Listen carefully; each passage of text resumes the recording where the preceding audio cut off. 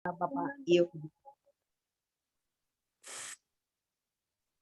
Baik, saudara kasih, kita bersatu dalam doa. Tuhan Yesus, di tengah keterbatasan kami sangat bersyukur karena Engkau memberikan kami kesempatan untuk kami bersekutu bersama, menyembah Tuhan, meninggikan nama-Mu. Ini bukan karena kebaikan kami, ini bukan karena kebenaran kami, ini bukan karena kesucian kami, tetapi ini semua karena cinta kasih Tuhan bagi kami, karena anugerah-Mu bagi kami. Bapa, sebentar kami ingin duduk diam di hadapan Tuhan, kami ingin mendengarkan suara Tuhan. Bapa, kuduskanlah kami, sehingga kami layak untuk mendengarkan suara-Mu. Sembunyikan hamba-Mu di balik salib-Mu Tuhan. Sehingga biarlah nama Tuhan Yesus yang dimuliakan. Di dalam nama Yeshua HaMashiach, kami sudah berdoa dan mengucap syukur. Semua yang percaya mengatakan, amin. Oke, shalom. Puji Tuhan, terima kasih untuk Pendeta John dan Ibu John yang sudah memberikan saya kesempatan untuk kita sama-sama sharing, kita belajar bersama. Jadi saya di sini bukan untuk mengajar, tapi saya sendiri juga sedang belajar, ya. Jadi memang di tengah-tengah kesulitan baru aja kita enak-enak, ya. Bulan-bulan kemarin sudah mulai mall buka, sudah mulai kita beraktivitas hampir seperti normal. Tiba-tiba dikejutkan dengan gelombang kedua yang lebih dahsyat, seperti gelombang tsunami, ya. Tapi kita percaya bahwa apapun yang terjadi, kita ingat bahwa Tuhan turut bekerja untuk mendatangkan kebaikan. Amin. Baik, berkaitan dengan itu, di tengah keterbatasan kita punya permasalahan yang begitu banyak, ya. Setiap pribadi punya permasalahan yang berbeda. Saya ingin kita sama-sama belajar. Pada sore hari ini, saya mengambil tema berjudul, Maukah Engkau Sembuh? Ya. Kita baca sama-sama dari Yohanes 5 ayat 1 sampai 9. Mohon maaf kalau sinyal nih, kebetulan WiFi ini saya juga tidak tahu apa suka turun naik. Kebetulan gambar atau video di depan mata saya ini freeze semua gitu, diem semua. Ya, saya nggak tahu apakah ini suara saya masih bisa terdengar. Kalau bisa, tolong ada respons. Masih bisa ya terdengar, ya? Ya, terdengar baik. Baik, puji Tuhan. Walaupun memang gambar di laptop saya semuanya freeze, kecuali muka saya aja nggak sedikit ini bisa bergerak. Oke, kita baca dari Yohanes 5 ayat 1 sampai 9, ya. Saya akan bacakan sebagai berikut dengan perikop penyembuhan pada hari Sabat di kolam Bethesda. Sesudah itu ada hari raya orang Yahudi, dan Yesus berangkat ke Yerusalem. Di Yerusalem dekat pintu gerbang domba ada sebuah kolam yang dalam bahasa Ibrani disebut Bethesda. Ada 5 serambinya, dan di serambi-serambi itu berbaring sejumlah orang sakit. Orang-orang buta, orang-orang timpang, dan orang-orang lumpuh yang menantikan goncangan air kolam itu. Sebab sewaktu-waktu turun malaikat Tuhan ke kolam itu dan menggoncangkan air itu. Barang siapa yang terdahulu masuk ke dalamnya, sesudah goncangan air itu menjadi sembuh, apapun juga penyakitnya. Di situ ada seorang yang sudah 38 tahun lamanya sakit. Ketika Yesus melihat orang itu berbaring di situ, dan karena ia tahu bahwa ia telah lama dalam keadaan itu, berkatalah ia kepadanya, maukah engkau sembuh? Jawab orang sakit itu kepadanya, Tuhan, tidak ada orang yang menurunkan aku ke dalam kolam itu apabila airnya mulai goncang, dan sementara aku menuju ke kolam itu, orang lain sudah turun mendahului aku. Kata Yesus kepadanya, bangunlah, angkatlah tilammu, dan berjalanlah. Dan pada saat itu juga sembuhlah orang itu, lalu ia mengangkat tilamnya dan berjalan. Tetapi hari itu hari Sabat. Sampai semikian jauh pembacaan firman Tuhan. Ya, jadi firman Tuhan ini diambil dari kitab Yohanes, di mana salah satu Injil. kalau ada 4 Injil, Matius, Markus, Lukas, dan Yohanes, masing-masing Injil ini mempunyai karakter dalam penulisan, ya. Kalau kita lihat di dalam kitab Matius, Matius menekankan Yesus sebagai sang raja, ya. Di kitab Markus, Yesus digambarkan sebagai seorang hamba Tuhan yang menderita. Dan di kitab Lukas digambarkan bahwa Yesus sebagai manusia yang sempurna. Nah, di kitab Yohanes ini, kalau kita baca, kitab Yohanes itu menunjukkan, menekankan keilahian, kealahan Yesus. Makanya dalam Yohanes 1 ayat 1 dikatakan, pada mulanya adalah firman, dan firman itu bersama-sama dengan Allah, dan firman itu adalah Allah. Itu menunjukkan status ketuhanan, kealahan Kristus. Ya, jadi kembali ke perikop ini, saya ingin mengajak kita semua, ayo sama-sama kita berimajinasi. Kita berimajinasi bersama, kita kembali kepada zaman Yesus waktu itu.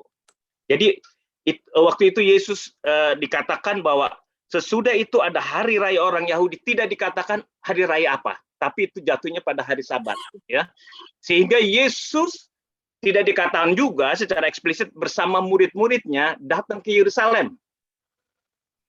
Di Yerusalem ini ada banyak gerbang, ya.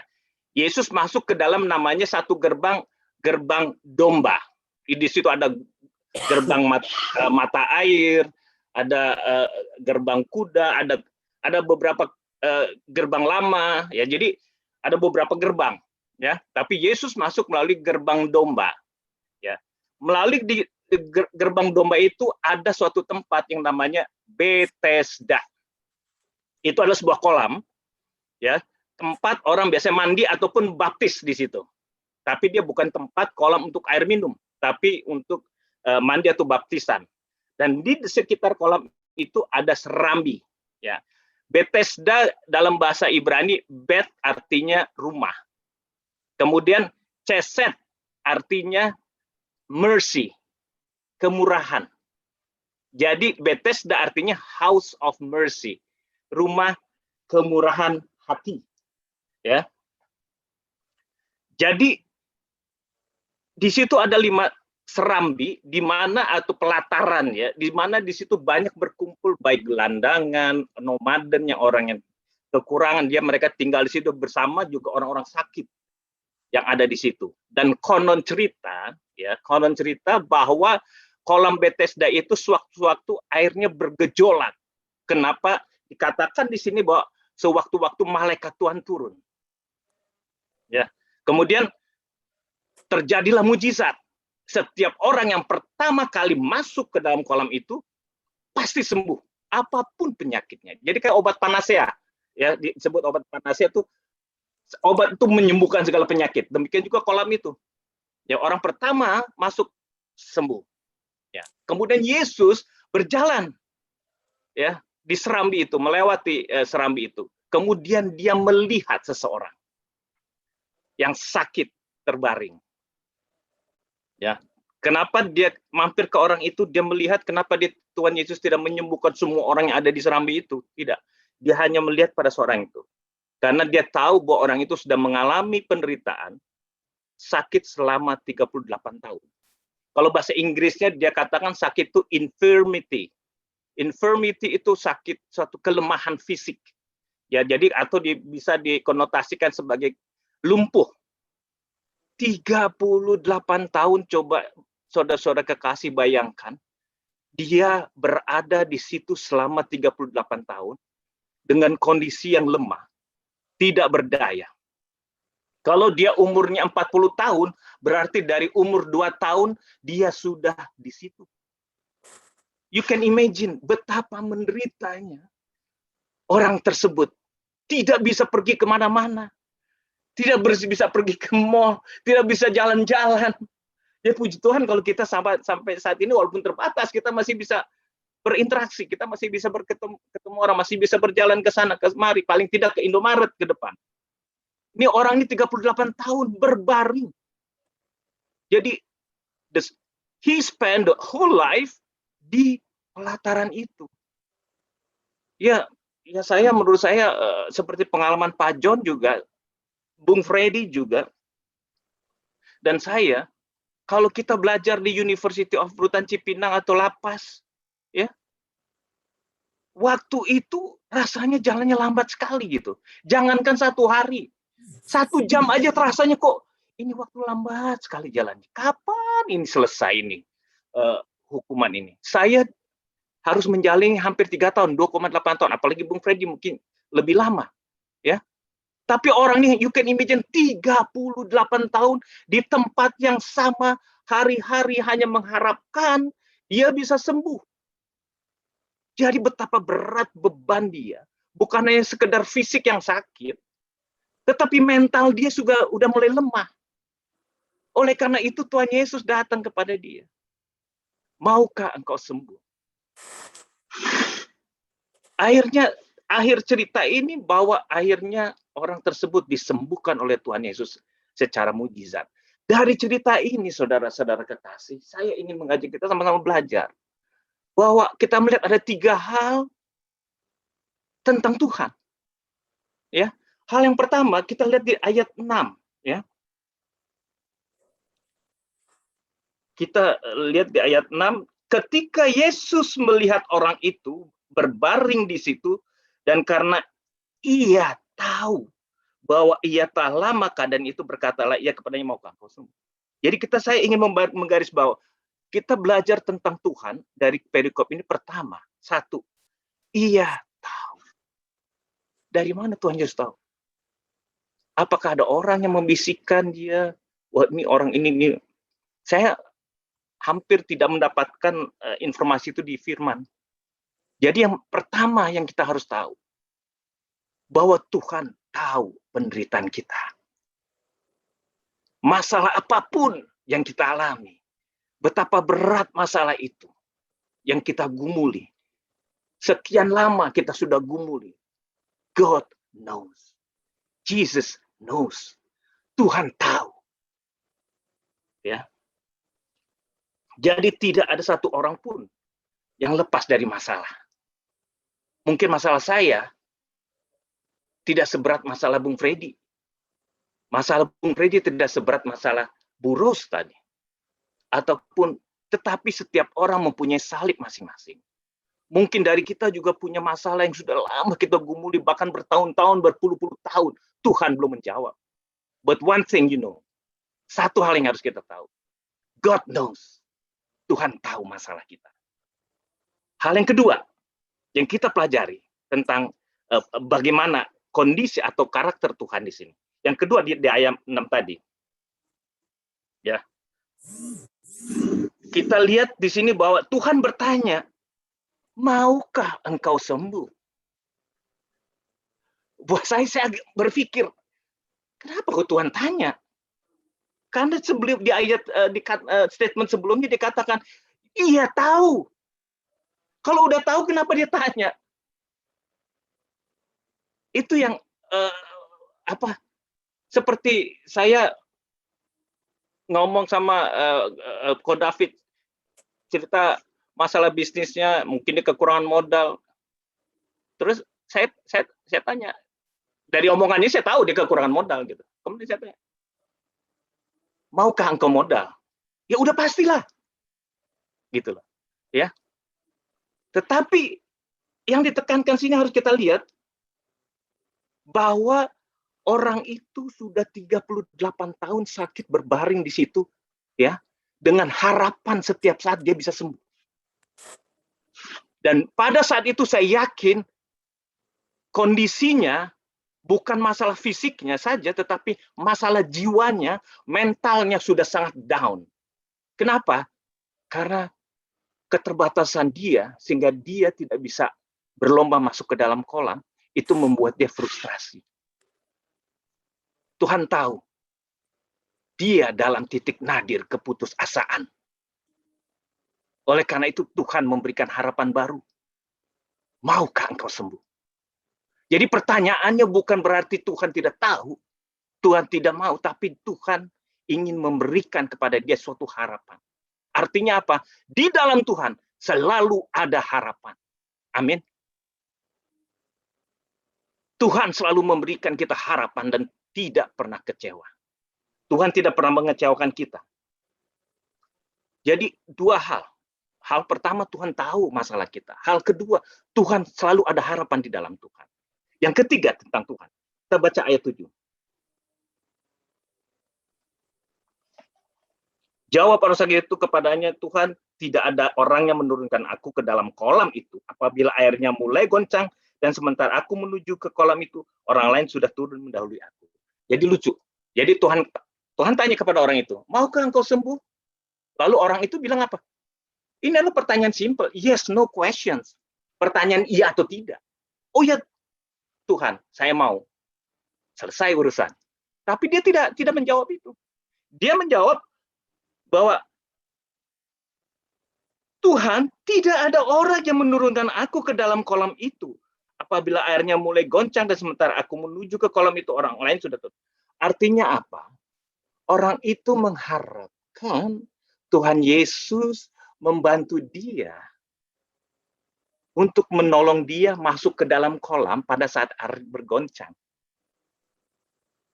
Ya, dia terfokus selalu kepada masalah dia supaya ada orang yang bisa menolong. Tuhan mengatakan, maukah engkau sembuh? Tuhan, aku ini nggak ada orang yang bantu. Artinya secara implisit dia minta tolong sama Tuhan Yesus. Tuhan, tolong dong aku, bawa aku nanti ke air. Itu yang diharapkan. Ya, tetapi apa yang diperbuat Tuhan Yesus? Bangkit dan berjalanlah. Jadi artinya apa? Bahwa Tuhan menjawab doa kita melebihi ekspektasi kita. Jadi hal yang ketiga kita belajar di sini, bahwa Tuhan bukan sekedar tahu. Ya. Bukan sekedar hanya memberikan harapan, tapi Tuhan memberikan jawaban melebihi dari apa yang kita doakan dan kita harapkan. Ya. Jadi kalau kita baca di dalam kitab Efesus, benar apa yang dikatakan kitab Efesus 3 ayat 20.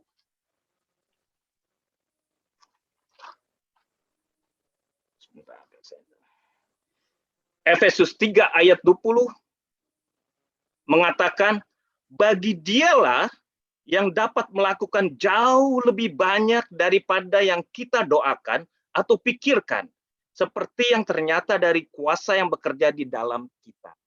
Jadi, apa yang dilakukan Tuhan Yesus itu adalah penggenapan dari kitab, bahwa benar firman Tuhan ini. Bahwa Tuhan memberikan jauh melebihi ekspektasi kita. Apa yang kita harapkan maupun kita doakan. Orang sakit itu berharap Tuhan Yesus menolong dia masukkan ke dalam kolam. Tetapi Tuhan memberikan kesembuhan di situ. Ya. Itu yang kita pelajari dari firman ini, 3 hal tentang Tuhan. Kalau begitu apa bagian kita? Kalau kita mau disembuhkan, kalau kita mau dikeluarkan dari masalah kita yang sudah lama kita gumuli, maka ada beberapa hal yang harus kita kerjakan juga bagian kita. Pertama, kalau kita melihat di ayat 4, ya, ayat 4 tadi dalam Yohanes tadi,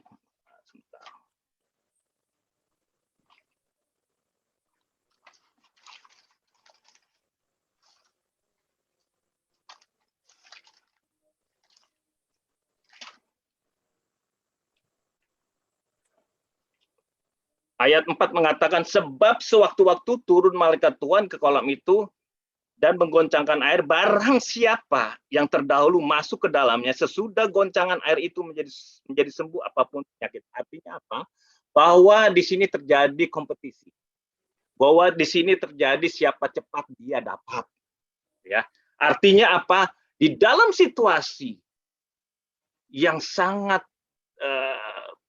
tidak memungkinkan, yang sangat terbatas, di mana orang sakit berlomba untuk mau sembuh, artinya mereka apa? Mereka menjadi selfish. Mereka menjadi egois. Mereka tidak peduli lagi dengan yang lain. Mereka bahkan saling injak-menginjak, dorong-mendorong, bahkan saling mungkin pukul-memukul untuk bisa masuk. Demikian juga dengan kita. Pada saat kita ada masalah pun, mungkin kita terlalu egois. Hanya memikirkan masalah kita, nggak peduli dengan orang lain. Itu tidak seperti yang diajarkan oleh Tuhan Yesus. Tuhan Yesus pada waktu dia menuju Bukit Golgota di Via Dolorosa, dia dalam perjalanan menuju ke sana pun dia selalu bukan memperhatikan diri dia, bukan berarti langsung dia merasa self pity, merasa mengasihani diri dia. Kemudian dia mulai mengecam, mengutuk orang-orang, memarah-marahi orang. Tidak, dia tidak mementingkan diri sendiri. Pada saat dia disalib pun, dia mengatakan, Bapa ampuni mereka karena mereka tidak tahu apa yang mereka lakukan. Kemudian berbicara kepada Yohanes, ada ibunya Maria di samping Yohanes, take care your mother. Kemudian dia berbicara kepada di sebelah kanannya penjahat. Pada hari ini juga engkau ada di Firdaus dengan aku.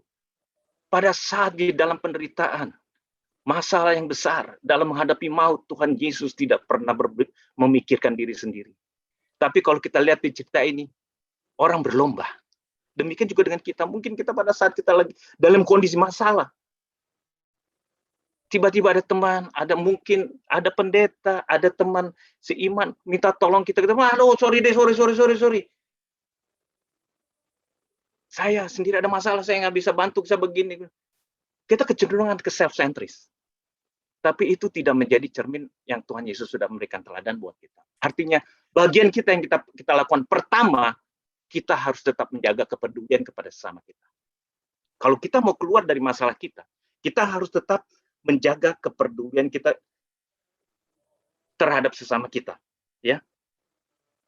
Di dalam Lukas 6 ayat 38 dikatakan, berilah maka engkau akan diberikan. Matius 6 ayat 33 dikatakan, carilah dahulu kerajaan Allah maka semuanya akan ditambahkan padamu. Artinya apa? Di tengah kesulitan pun, mari kita tetap peduli terhadap sesama kita. Ini bagian yang harus kita lakukan. Pertama itu.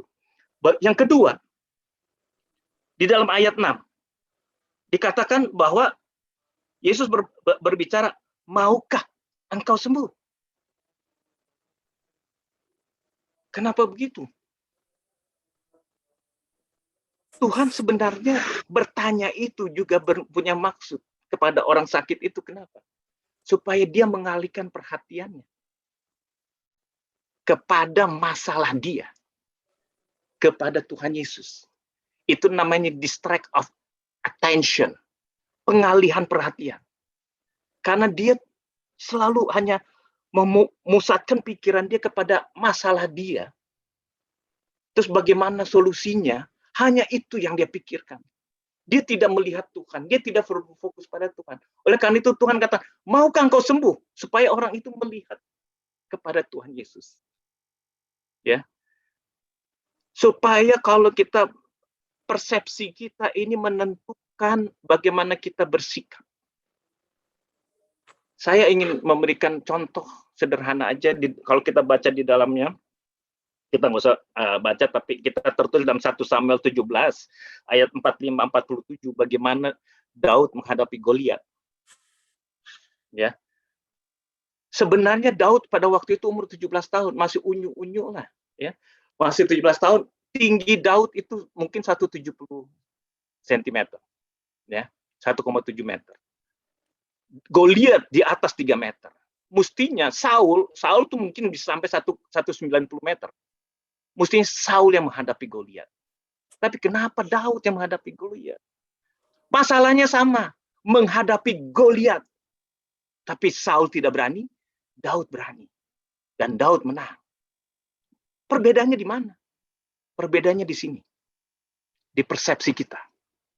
Apakah kalau Saul melihat Goliatnya yang begitu perkasa, begitu lebih besar, sehingga dia tidak berani menghadapinya.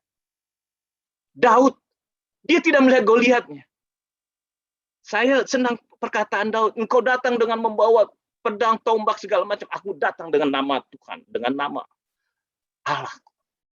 Dia melihat Tuhan, fokusnya ke Tuhan, bukan ke Goliatnya. Jadi walaupun badan dia lebih kecil, tapi kan dia melihat Tuhan, bukan melihat Goliatnya, maka dia dapat mengatasi Goliat itu. Demikian juga dengan kita, saudara kasih. Kalau kita hanya terfokus kepada penyakit kita terfokus pada masalah kita yang begitu besar, maka kita akan tenggelam dengan masalah kita, dengan penyakit kita. Tapi kalau kita melihat Tuhan yang di atas segala penyakit, yang di atas segala masalah, maka masalah penyakit itu akan menjadi kecil. Dan pasti, bukan insya Allah, pasti kita akan menang mengatasinya. Amin. Jadi kita baca di 1 Korintus 10 ayat 13. Sama-sama. 1 Korintus 10 ayat 13.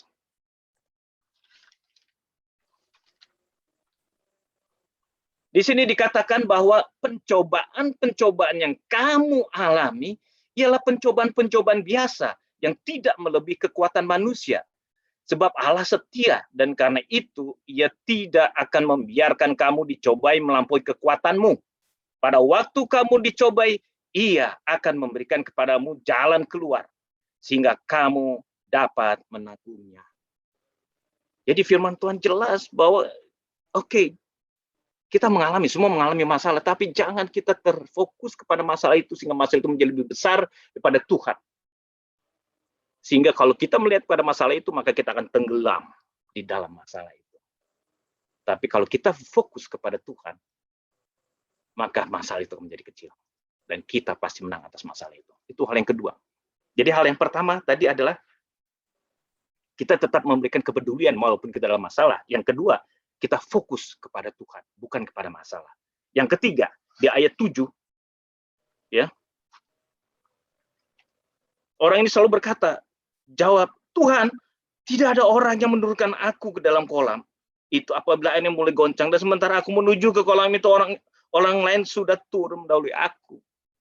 Jadi orang ini hanya menyalahkan keadaan, keterbatasan, menyalahkan orang lain, ya. Jadi dia tidak bisa keluar dari masalah itu. Oleh karena itu stop. Hal yang ketiga, jangan pernah menyalahkan apapun pada saat kita mengalami masalah. Jangan menyalahkan suami kamu, jangan kita menyalahkan istri kita, jangan menyalahkan anak-anak kita, jangan menyalahkan teman kita, teman sepelayanan kita, jangan menyalahkan pendeta kita. Ya. Mana nih pendeta nih, kok udah doain, udah urapan, udah sebasa kuyup, kok saya nggak sembuh-sembuh. No, come on. Ya. Kita harus tetap berfokus kepada Tuhan dan kita harus tetap beriman padanya, percaya kepadanya. Jadi stop blaming others. Jangan berhentilah menyalahkan keadaan. Ya, itu hal yang ketiga. Yang keempat, yang harus kita lakukan di dalam ayat 5, ya. Itu dikatakan bahwa di situ ada seorang yang sudah 38 tahun lamanya sakit. Artinya dia 38 tahun harus menanti kesembuhan. Jadi di sini dibutuhkan apa? Kesabaran dan ketekunan. Ya, kita baca dalam Roma 12 ayat 12. Roma 12 ayat 12. Roma 12 ayat 12 mengatakan sebagai berikut. Bersukacitalah dalam pengharapan, sabarlah dalam kesesakan, dan bertekunlah dalam doa. Jadi kalau kita lihat bahwa orang sakit itu 38 tahun terus berharap akan kesembuhan. Dia sabar, dia teguh, dia tidak putus asa. Dan di dalam kesulitan kita apapun, kita bisa kehilangan apapun. Tapi satu yang tidak boleh kita hilang, harapan. Ya, kita tidak boleh kehilangan harapan. Pada saat harapan itu hilang, maka sebenarnya kita hidup tapi sudah mati. Ya, jadi intinya bahwa bagian kita yang keempat adalah kita harus sabar dan bertekun dan tidak pernah putus asa. Karena kita harus yakin bahwa segala sesuatu di bawah kolong langit ini tidak pernah kekal. Ya, semua pasti ada waktunya. Ada lagu badai pasti berlalu, ya. Jadi itu yang harus kita ingat.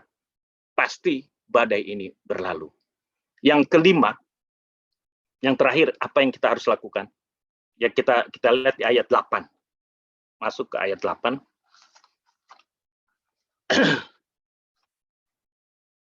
Kata Yesus kepadanya, bangunlah, angkatlah tilammu, dan berjalanlah. Ya. Jadi Yang terakhir, apa yang harus kita lakukan? Yaitu kita harus pertama percaya akan firman-Nya. Dan yang paling kedua, yang paling penting, kita melakukan tindakan iman. Ya, di dalam Yakobus 2 ayat 17, ya, kita lihat sebentar Yakobus 2 ayat 17. Yakobus 2 ayat 17 mengatakan demikian, demikian juga halnya dengan iman. Jika iman itu tidak disertai perbuatan, maka iman itu pada hakikatnya adalah mati. Jadi bukan hanya sekedar percaya dengan firman, dengan janji Tuhan, tapi juga harus ada tindakan iman. Ya. Jadi kita harus membedakan mana antara pasrah dan berserah. Kalau pasrah tidak melakukan apa-apa. Tapi kalau berserah, kita melakukan sesuatu. Namun hasilnya Tuhan yang menentukan. Ya. Jadi kalau kita hanya percaya tanpa ada tindakan iman yang kita lakukan, sia-sia. Kalau orang itu Tuhan Yesus sudah katakan bangun dan angkatlah tilammu dan berjalanlah, tapi dia bilang iya Tuhan saya percaya, tapi dia tidak melakukan apa yang Tuhan kerjakan, saya sangat yakin bahwa mujizat itu tidak akan terjadi. Ya, jadi pentingnya ada tindakan iman. Saya selalu mengatakan di dalam kantor, saya sebagai pimpinan, saya selalu mengatakan kepada tim, we have to do our best and let God do the rest. Kita harus membuat yang terbaik, apapun kita lakukan yang terbaik. Masalah hasil, itu udah bagiannya Tuhan. Kita nggak perlu pikirkan itu. Ya, saya selalu tekankan kepada tim, kepada karyawan, semua selalu itu. We have to do our best and let God do the rest. Itu adalah tindakan iman. Kalau kita ada masalah pun, seperti tadi Ibu Rose mengalami masalah, tetap ada tindakan iman. Apa? Isolasi mandiri, kemudian hubungi dokter dan minum obat, yakin bahwa melalui itu kita disembuhkan. Ya, jadi itu yang kita pelajari dari firman Tuhan pada sore hari ini. Dan ingat pada saat kita dikeluarkan oleh Tuhan dari masalah, jangan lupa ya, di dalam ayat 14 kalau kita lanjutkan ya, sedikit kita lanjutkan. Di dalam ayat 14 ini dikatakan bahwa kemudian Yesus bertemu dengan dia di dalam bait Allah. Artinya apa? Pada saat orang itu disembuhkan, dia datang ke bait Allah. Untuk apa dia datang? Pasti tidak lain dengan mengucap syukur. Dia pasti akan bersyukur. Nah, kebanyakan dari kita pada saat kita ada masalah, waduh, suara kita itu kayak loudspeaker ke surga ya. Keras banget itu. Tuhan, tolong kami. Lepaskan kami Tuhan. Sampai dengan tak putus-putusnya kita berharap, kita berdoa. Begitu Tuhan sudah mengeluarkan kita dari masalah. Jangankan loudspeaker, doa yang pelan aja mungkin kita udah lupa. Ya. Nah, ini tidak boleh kita lakukan. Pada saat Tuhan sudah melepaskan kita harus bersyukur. Yang kedua, pada saat Tuhan sudah membebaskan kita, ayat ke-15, coba kita lihat ya. Orang itu keluar lalu menceritakan kepada orang-orang Yahudi bahwa Yesuslah yang telah menyembuhkan dia. Ya. Yang kedua, kita harus bersaksi. Kayak tadi Bu Ros. Saya yakin bahwa setiap kita yang mempunyai masalah, Tuhan izinkan masalah itu terjadi. Kenapa? Tuhan ingin to show His power. Jadi kalau ada pengajaran yang mengatakan, kalau kita mengikuti Tuhan Yesus, maka tidak ada penderitaan lagi. Karena kita anak raja, engkau anak raja. Haleluya. Amin. Saya mengamin. Tapi tidak, itu bukan Alkitabiah. Tidak ada Alkitab mengajarkan firman seperti itu. Ya. Yang ada bahwa kita tahu sekarang bahwa Tuhan turut bekerja dalam segala hal untuk mendatangkan apa? Kebaikan. Jadi Tuhan mengizinkan kalau ada masalah di dalam diri kita, ingat bahwa Tuhan punya rencana yang begitu indah atas kita. Kedua, Tuhan ingin to show His power, otoritas atas kita. Yang ketiga, Tuhan ingin kita menjadi lebih kuat, stronger. Dan pasti Tuhan mau supaya kita bersaksi dan jadi berkat. Ya, jadi ini saya percaya bahwa firman yang kita dengar pada sore hari ini akan menjadi berkat buat saudara kasih. Ingat ya, saya akan menyimpulkan secara cepat bahwa dari pelajaran ini kita tahu bahwa Tuhan itu maha tahu. Tuhan tahu penderitaan kita. Yang kedua, Tuhan selalu ada harapan di dalam Tuhan. Yang ketiga, Tuhan selalu memberikan lebih daripada apa yang kita doakan maupun harapan. Itu yang kita pelajari tentang Tuhan. Bagian kita apa yang kita lakukan supaya kita dapat keluar dari masalah ini? Ya, yang pertama kita harus tetap mempunyai rasa empati atau rasa kepedulian kepada sesama kita. Jangan kita semakin egois. Ya. Yang kedua, kita harus fokus kepada Tuhan bukan kepada masalahnya. Ya. Yang ketiga, stop blaming others. Berhenti menyalahkan apapun, menyalahkan keadaan. Karena itu tidak akan membuat Anda keluar dari masalah. Ya. Yang keempat adalah kita harus sabar dan tekun. Dan yang kelima, bahwa kita harus tetap percaya akan janji Tuhan dan kita harus melakukan tindakan iman. Kiranya Tuhan Yesus memberkati kita semua. Mari kita berdoa. Tuhan Yesus, kami mengucap syukur dan berterima kasih kalau Engkau mau berfirman bagi kami pada sore hari ini. Kami percaya hamba-Mu telah berhenti untuk berbicara, namun hamba percaya bahwa Roh-Mu menolong kami untuk mengingatkan firman ini, untuk menerjemahkan firman ini dalam kehidupan kami sehari-hari. Dan kami percaya bahwa di tengah badai ini, di tengah pergumulan kami, di tengah masalah ini, Engkau tidak pernah meninggalkan kami. Karena Engkau adalah Tuhan kami yang baik. Engkau adalah Bapa kami yang maha kasih. Engkau senantiasa merangkul kami, bahkan Engkau menggendong kami, sehingga kami boleh menang dan keluar atas masalah ini. Terima kasih Bapa, segala kemuliaan, hormat, dan sembahannya bagi Bapa Elohim. Di dalam nama Yeshua HaMashiach, semua yang percaya mengatakan, amin. Amin.